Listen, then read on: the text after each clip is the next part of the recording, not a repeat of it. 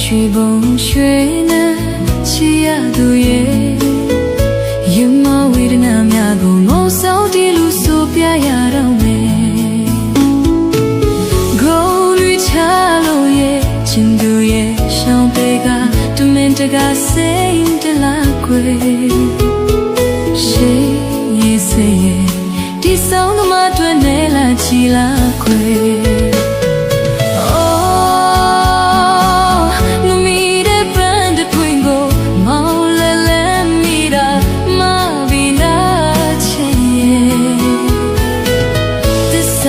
ထားခဲ့ပြီမဲ့မတကဘာချ